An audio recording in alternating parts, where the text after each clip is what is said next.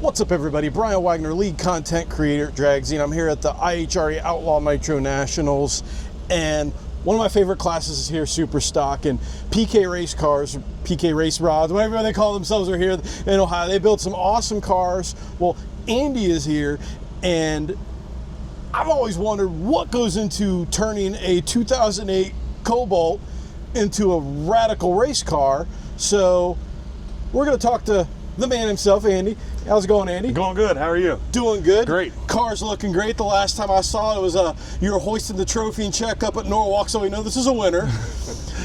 What we need to educate our readers and viewers on is what happens when someone says, hey, PK, I want to build a super stocker, and they go drag a J-body, a 2008 Cobalt from their local pick and pull. God help you, hopefully it's clean. They drop it off at your shop, and they say, make me a race car and turn it into one of these. We'll get a shot of this one over here. Oh no, we're gonna go this way. There we go. Camera's not operating here. A beautiful super stocker like this, because I'm guessing it's a little bit of work for you guys to do something like this. Let me swing the camera back over towards you. So, this car arrives at your shop. It's time to start building it. What's the process? What do you guys do? Well, basically, first you pretty much just rip out all the interior that's in them. Cut out basically all the floor in them has to be cut out. Sometimes, depending on what guys bring us, you may have to use two cars to get one. This car right here, it was two cars to start with. This car here was actually a flood car that they bought from the Katrina floods. So it was pretty much a complete car, this one was, when we got it. You basically cut the firewall out of them, cut all the floors out of them. We have to keep one of the pieces of floor that are in them. You build a 9-inch Ford rear end. Pretty much got to keep the bodies stock appearing. You have to use all the factory body parts, steel quarters, steel roof, steel doors. In super stock, we have to put all the stock appearing interiors in them. You know, they want all the factory gauges and stuff in them to where it appears like it did from the factory. Yeah, I was gonna say, inside this interior, I mean, it just looks like a really clean example of one of these cars, which is totally wild. You look around in here, and then, like you said, this basically still has only a little chunk of the OEM floor still, right? Yes, there's a piece of the stock floor that we have to keep. It's pretty much from the firewall to behind the driver that you have to keep in these cars. Depending on what kind of car you're building is going to determine on how much of that floor you have to keep. We're allowed to put removable tunnels in them and stuff, which we're limited to how big that tunnel can be. You know, the firewalls have to be located off the core support by a certain dimension. They give us a location for that, to where that basically limits where you can mount the engine. You can only move the engine back so far.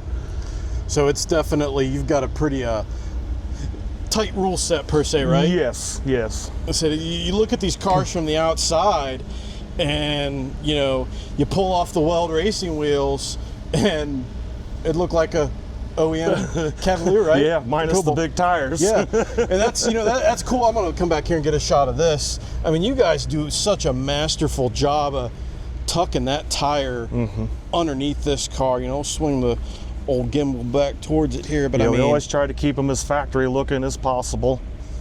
I mean, that looks like it came from the factory that way. You know, the way you guys build this out, you know, it's almost like these came from the factory as God intended, rear-wheel drive, right? Yeah, right. And I mean, that's basically, you're almost literally re-engineering these cars with a specific set of rules. Yes. Yeah, I mean, they're all round tube chassis cars once we're done with them. You have to keep the stock front shock towers, and you're not allowed to move any of that stuff there. They are aftermarket front struts, aftermarket shocks and everything, you know, but you have to keep the stock mount, the location. Let's take a look under the hood, because, you know, back in my day when I worked at Enterprise Rent-A-Car, you know, these things definitely did not come with a small block Chevy under there. What class you guys run with this? I run GTG automatic. And how quick and fast is the index on that? It's a 1040 index.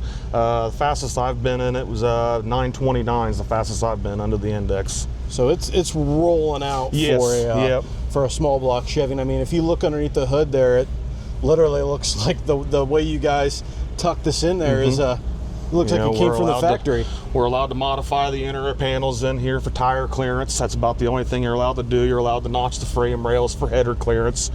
Things get pretty tight, you know, when you pull a 4-cylinder out of there.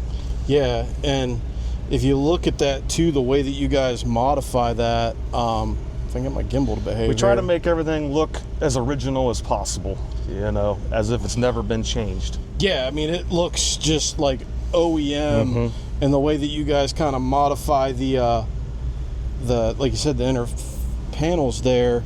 I mean, that looks factory, like legit. Looks like it came that way, if not probably smoother and better. And then look, you know, typical motor plate deal and stuff like that, right? Yes. Yep. Motor plate, mid plate, pretty much typical stuff there.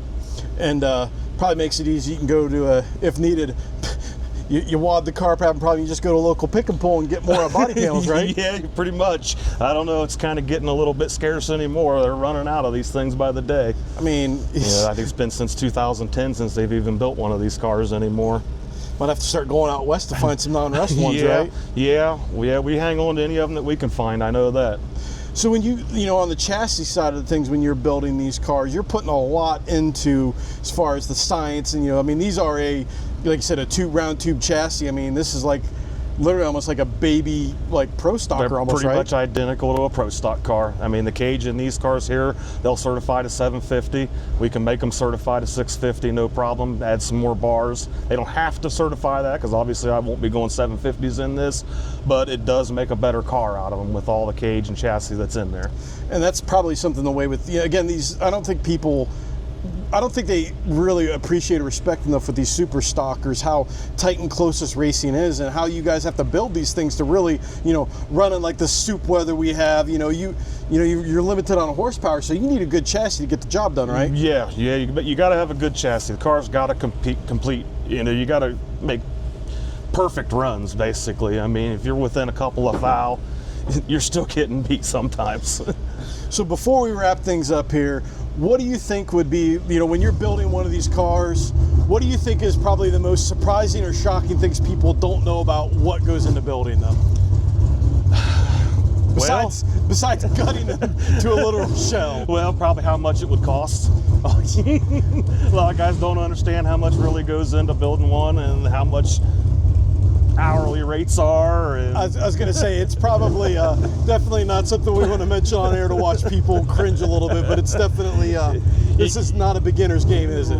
Correct. No, it's not. Yeah, you definitely better be ready to spend some money, and I mean, you can get into them cheap, but you're only going to compete so far with that. I was going to say, let's be 100% honest here.